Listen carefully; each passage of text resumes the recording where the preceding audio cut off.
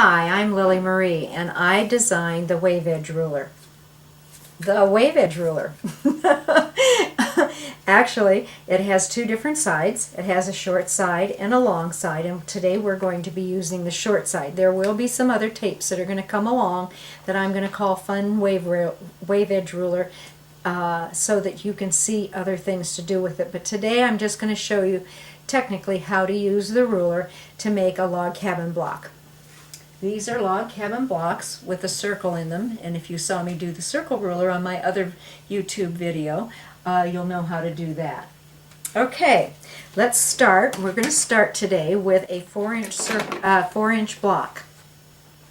This block can be as small as 2.5 and as big as 10 or 12 inches because you've got the whole length of the ruler. If you wanted the block 24 inches, you could have it 24 inches, but you're only going to get to sew on one strip. Here we're going to sew on several strips, and we're going to lay our block down on the 1-inch grid line of the mat vertically, so the block fits in on your mat. You're going to bring a strip in, and these strips, this is a 4-inch block, this is a 2.5-inch strip. We're going to bring our strip in, and we're going to place it on the 1-inch grid line 1 inch in from the outside edge. So if you see, this is the edge of my block here, this is the 1 inch to the left, and that's where we're going to lay our strip. Once we've laid our strip down, we're going to take and cut this strip off at the bottom of the block. We're going to bring our ruler in, and there's two lines on this ruler. This line is a solid line, and it's closest to the small wave. The other line is a line that's broken, and it is next to the long edge of the wave, and you'll get to see that when we do some fun stuff. But if you have one of the original rulers, both these lines were solid. We changed them in the middle so that we knew which side to use. All right, I'm going to take this solid line and I'm going to place it on the 1-inch grid line of the strip. And I'm going to bring my strip out so it matches. Using my small rotary cutter, I'm going to cut along that edge. Well, I want to cut along that edge. All right, now we're going to take and throw those away. We're going to flip our strip over and place the valleys. I call these my valleys, and these are my hills. I'm going to place my valleys on top of each other, and I'm going to make maybe 3, 4, 5 clips in there. You don't need a lot. Then I'm going to take and bring the top of my hill to the bottom of my valleys. And on this particular piece you have 2. I need straight pins, and I'm going to pin just the top of the hill to the valley.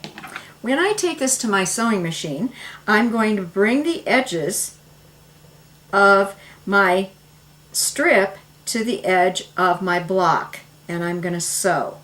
You are not sewing a curve, you are sewing a straight line.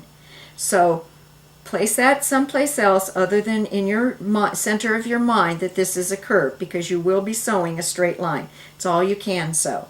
If my valley is on the bottom, I'm going to slide my tweezers under and bring that valley up to the top, and then I'm just going to continue sewing, taking my pins out as I sew, and pin and stitch.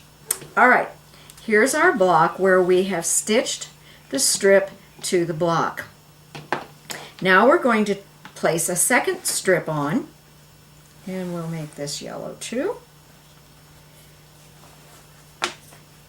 Bring the inside edge of the strip to the inside edge of on the left 1 inch in from where you have your block. So I have my block laying here on a 1-inch grid line. I'm going to bring my strip in and place that 1 inch over on my block and cut the strip the same length as the block. Again, I'm going to bring my ruler in, laying the solid line on top of my strip and I'm going to cut. We are going to follow the same process that we did with the first strip by flipping the right sides together, place valleys on valleys, hills on hills, and clip the valleys.